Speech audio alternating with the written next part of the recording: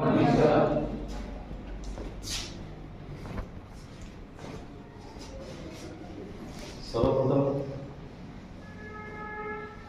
आपला जो टॉपिक आहे डीसी जनरेटरमध्ये, तो टॉपिक घेण्यापूर्वी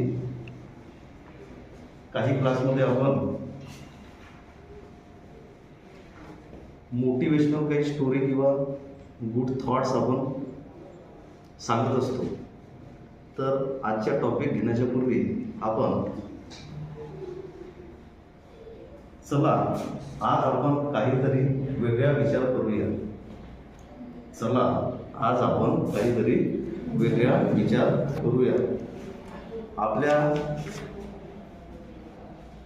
सगळ्यांच्या आयुष्यात असंख्य व्यक्ती भेटत असतात ना.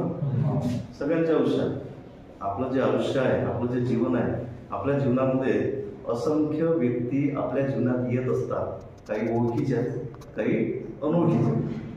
सुरुवात आपण आपल्या घरापासून करू.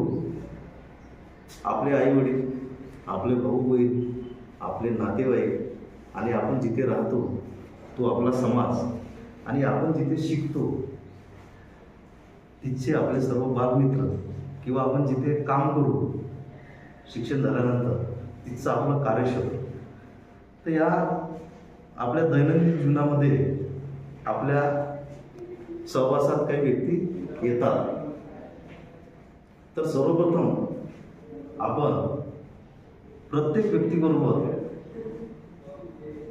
गोड बोलून त्याचं स्वागत करूया.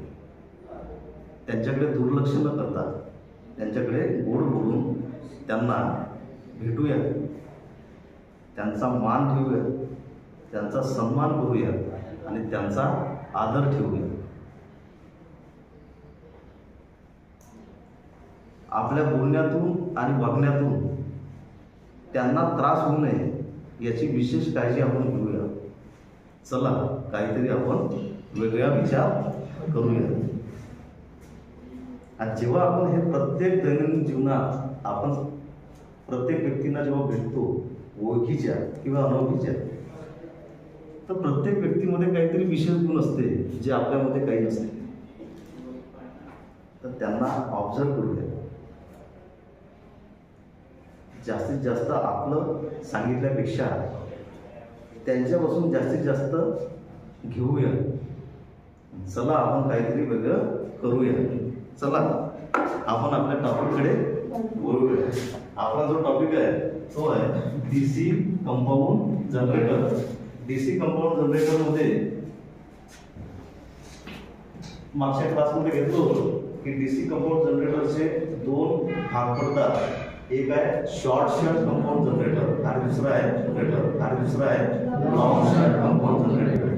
तर आपण पहिला जो टॉपिक घेत आहे तो शॉर्ट शंट कंपाऊंड जनरेटर. आणि शॉर्ट शंट कंपाऊंड जनरेटरमध्ये पहिला जो जनरेटर आहे तो आहे कम्युलेटिव्ह शॉर्ट शंट कंपाऊंड जनरेटर. आता इथे तुम्हाला डायग्राम दिसत आहे. या डायग्राम मध्ये 3 वायडिंग दिलेली आहे. किती वायडिंग दिलेली आहे? 3 वायडिंग. आपण याच्यापूर्वी सेल्फ एक्साइटेड जनरेटरमध्ये सिरीज जनरेटर घेतलं, त्यानंतर शंट जनरेटर घेतलं.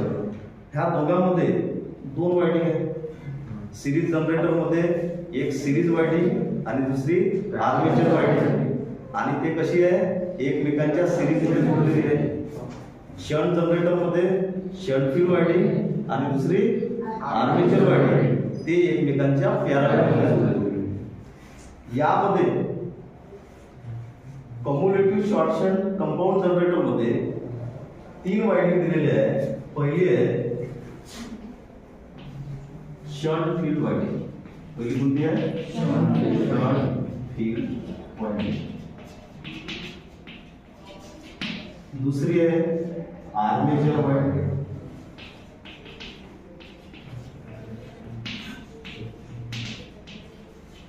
तीसरी आहे सिरीज फील्ड वायडिंग.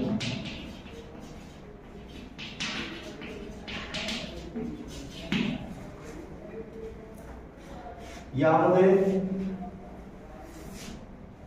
आर्मेचरच्या पॅरलल मध्ये शंट फील्ड वाइंडिंग जोडलेली आहे आणि या दोघांच्या कॉम्बिनेशनच्या सिरीज मध्ये सिरीज फील्ड वाइंडिंग जोडलेली आहे. शंट फील्ड वाइंडिंगचा रेजिस्टन्स कसा असतो? जास्त असतो. बारीक कंडक्टर आणि जास्त टर्न्स देऊन ही वाइंडिंग बनलेली आहे, तर याचा रेजिस्टन्स कसा असतो? जास्त असतो. आणि सिरीज फील्ड वाइंडिंगचा रेजिस्टन्स कसा असतो? कमी असतो. एवढा आपण मागच्या क्लासमध्ये घेतलं होतं. आता सुरुवात करू आपण. जेव्हा एखादा आर्मेचर एसी मोटरद्वारे कपलिंगद्वारे फिरवला असता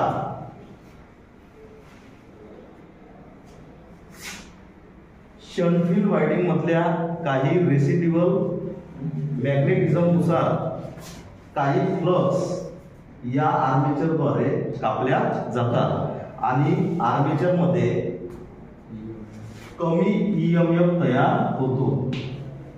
कसा तयार होतो? कमी ईएमएफ तयार होतो.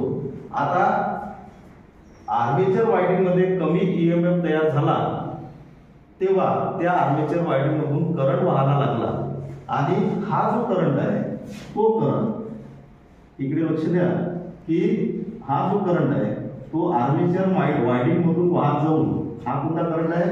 आय ए. कोणता करंट आहे? आय ए. त्यानंतर काही करंट इकडे जाईल